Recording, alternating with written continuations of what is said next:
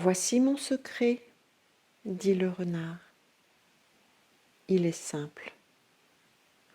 On ne voit bien qu'avec le cœur. L'essentiel est invisible pour les yeux. L'essentiel est invisible pour les yeux, répéta le petit prince afin de s'en souvenir. Les hommes ont oublié cette vérité, reprend le renard, mais tu ne dois pas l'oublier. Tu deviens responsable pour toujours de ce que tu as apprivoisé.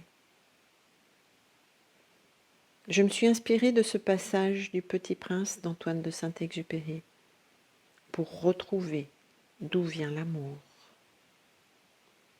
Et les mots du dialogue entre le Petit Prince et le renard, invisible, yeux, cœur, oublié, secret, seront mes guides.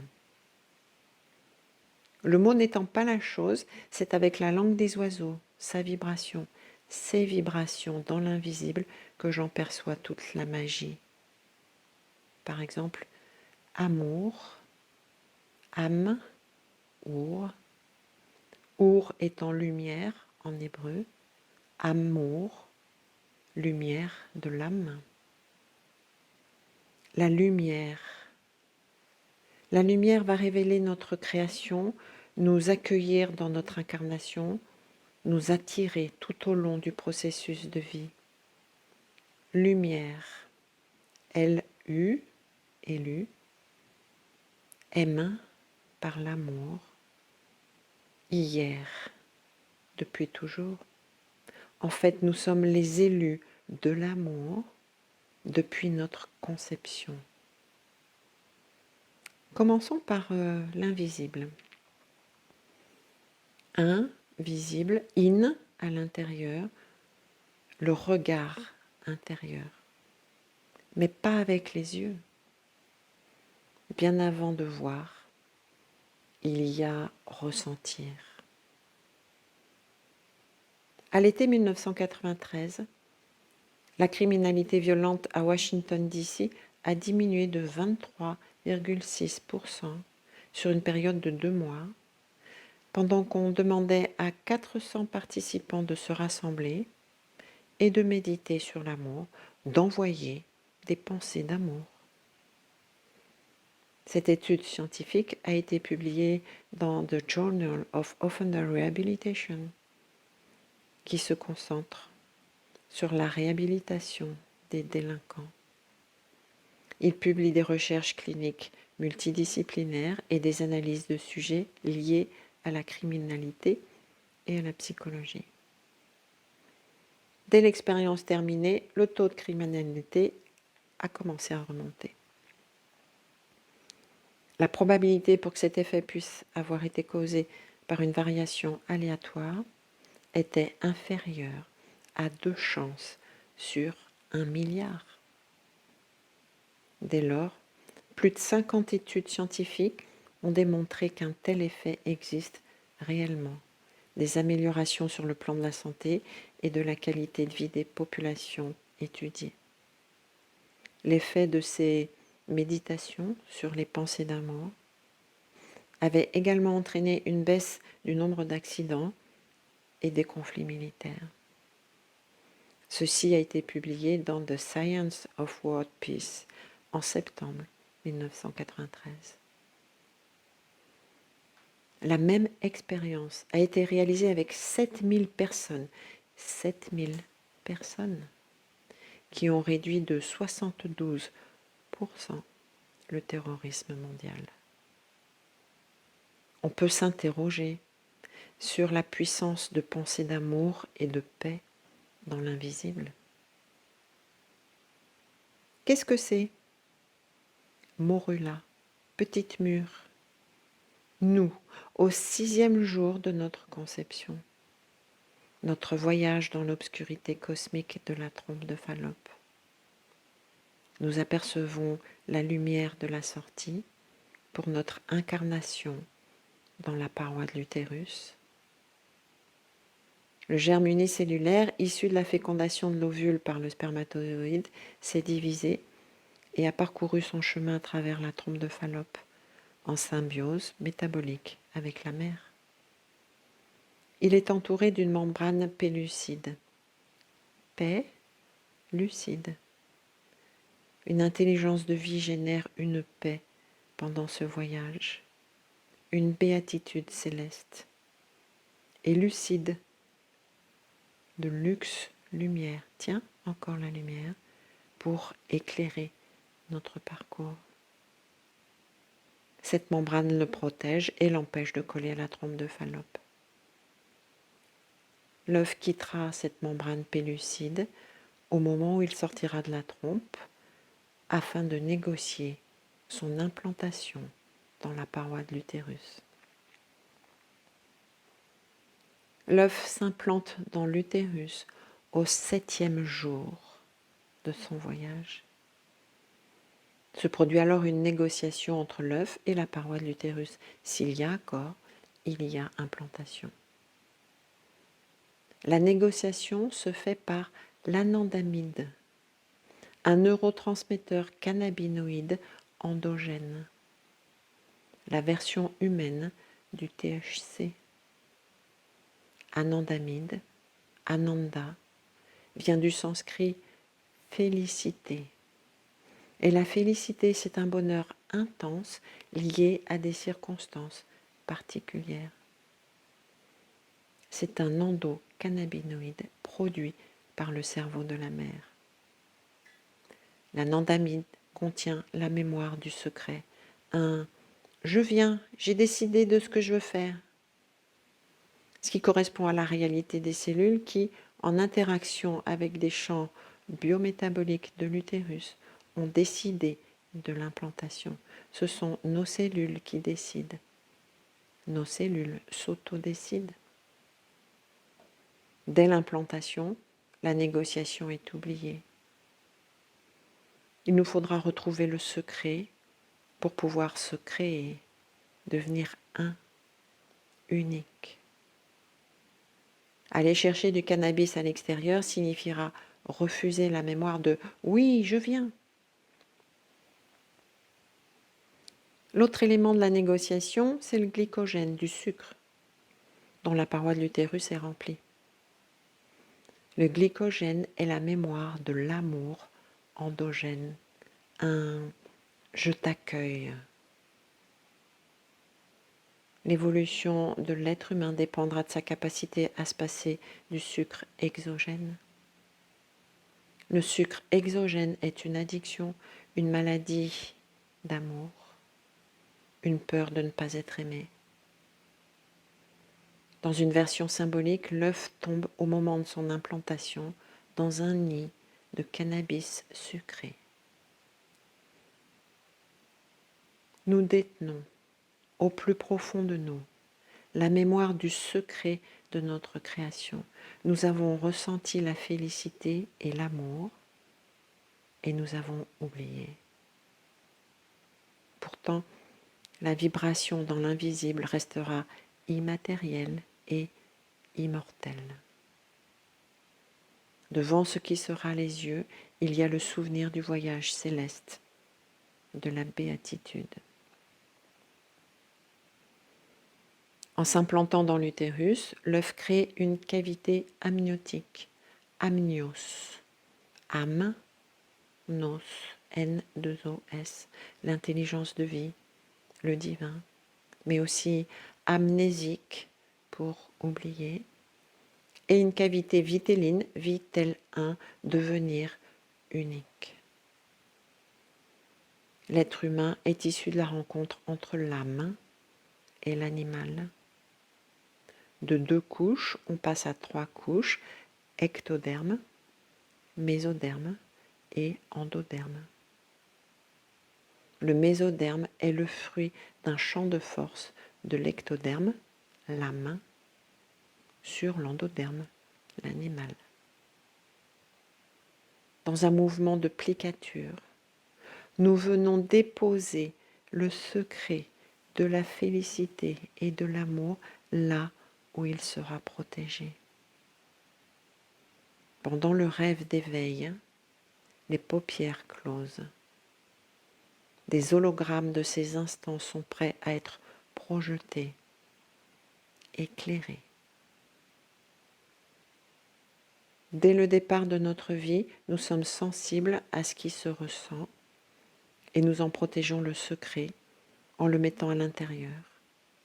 Le secret de la félicité et de l'amour dans l'invisible au plus profond de notre être. Tous les organes gardent la mémoire de leur création et de leur destinée. Le secret est bien gardé. Il nous en reste la mémoire. Nous pouvons retrouver cette sensation, cette mémoire, en étant attentifs à ce qui reste disponible, et ce, à la période anniversaire de notre conception. Le cœur est le premier organe fonctionnel de l'embryon. Sa formation s'achève 8 semaines plus tard, mais dès la 2e semaine de gestation, la pulsation est perceptible avant l'organe lui-même. Ce que nous voyons de nous, c'est notre cœur, en fait sa pulsation. On ne voit bien qu'avec le cœur, l'essentiel est invisible pour les yeux. La petite histoire de la vie. À l'échelle la plus petite, la cellule nous délivre elle aussi son secret. Le noyau serait-il le cerveau de la cellule? Si on considère que le noyau et la substance qui contient l'ADN sont le cerveau de la cellule, le retrait du noyau, l'énucléation, devrait provoquer immédiatement la mort de la cellule. Pourtant, ce n'est pas ce qui se produit. Après l'énucléation, de nombreuses cellules peuvent survivre pendant 2 mois ou plus. Elles ingèrent et métabolisent activement de la nourriture, maintiennent un fonctionnement coordonné de leur système physiologique, respiration, digestion, motilité. Elles peuvent encore communiquer avec d'autres cellules et sont capables de se protéger et de croître en réaction aux stimuli extérieurs. Les cellules énucléées maintiennent leur fonction biologique, ce qui signifie que leur cerveau demeure intact et fonctionnel. Les cellules énucléées meurent non pas parce qu'elles ont perdu leur cerveau, mais parce qu'elles ont perdu leur faculté de se régénérer. Elles ne peuvent ni se reproduire, ni remplacer les protéines affaiblies. C'est du côté de la membrane qu'il faut regarder. Son fonctionnement dépend de son interaction avec l'environnement et non de son code génétique. Les matrices d'ADN stockées dans le noyau sont des molécules qui se sont accumulées depuis plus de 3 milliards d'années d'évolution. Pourtant, ces matrices ne contrôlent pas le fonctionnement de la cellule. Les gènes ne peuvent programmer à l'avance la vie d'une cellule ou d'un organisme, puisque la survie de ces derniers dépend de leur capacité à s'adapter efficacement à un environnement qui change constamment. C'est la capacité d'interaction intelligente avec un environnement en vue de provoquer un comportement qui fait de la membrane le véritable cerveau de la cellule. Les échanges d'informations sont vitaux. Si on détruit la membrane, la cellule meurt. Depuis la cellule, l'infiniment petit à l'intérieur de nous, ce n'est pas avec le cerveau que l'on survit. On survit avec le partage, l'échange à l'infini. Qu'en est-il de notre cerveau? Des études psychologiques récentes nous révèlent qu'environ 60 000 pensées sont émises par notre cerveau chaque jour. 99% de ces pensées se répètent depuis la veille, l'avant-veille, la semaine précédente, le mois précédent. Notre cerveau ne fait que recréer, parce qu'il ne sait pas restituer un événement tel qu'il s'est produit. Il recompose en permanence. Les mêmes connexions neuronales sont utilisées. De plus, l'inconscient est aux commandes de 95% de ses pensées. Cette routine inconsciente permet au cerveau de fonctionner avec peu d'énergie. Nous avons plusieurs cerveaux, celui de la tête, 100 milliards de neurones, celui du ventre, 200 milliards, et celui du cœur, 40 000 neurones. Le cœur émet un rayonnement, toujours de la lumière, 5000 fois plus puissant que le cerveau au niveau magnétique, 100 fois plus au niveau électrique.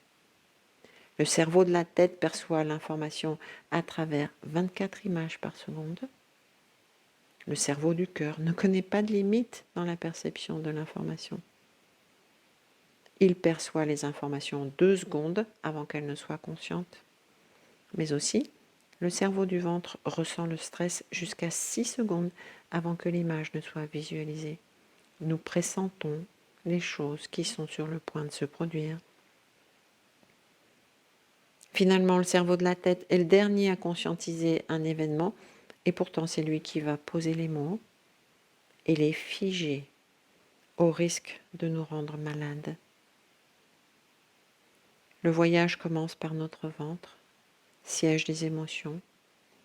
L'ennemi intérieur, c'est la peur de ne pas être aimé. Le cerveau du ventre envoie 9 fois plus d'informations vers la tête qu'il n'en reçoit. Le cerveau de la tête est au service de nos émotions, de nos dépendances émotionnelles. Nous ressentons par le ventre, nous pensons par le ventre. La peur exclut l'amour. Heureusement, ce qui crée la plasticité, ce n'est pas le nombre de neurones, c'est le nombre de synapses, de connexions possibles. L'amour, c'est le lien, les connexions de toute l'histoire de l'humanité. Chacune, chacun a ressenti la pulsion de son cœur. Le cœur est intelligent, il s'offre au changement parce qu'il bat dans l'instant présent. C'est depuis notre cœur en secret que nous disposons d'une réserve de félicité et d'amour pour nous-mêmes. La responsabilité dont parle le renard de Saint-Exupéry, c'est que nous avons au plus profond de nous ce qu'il y a de plus précieux, tout l'amour que nous avons pour nous-mêmes. C'est depuis notre cœur que nous connaissons le secret, celui de la conscience, de l'intelligence de vie. Qu'allons-nous en faire? L'étouffer avec la peur? Le rendre encore plus vivant en le partageant, le faisant rayonner, le rendre lumineux? Nous avons toutes, tous un cœur. Nous l'avons apprivoisé en le mettant à l'intérieur de nous. Il nous deviendra familier si nous l'accueillons chaque jour en conscience. Nous en sommes responsables. C'est depuis ce premier amour que nous aimons. C'est depuis ce premier amour que nous choisissons d'aimer. Nous sommes tout l'amour que nous avons pour nous-mêmes. Nous sommes tout l'amour que nous avons pour nous-mêmes.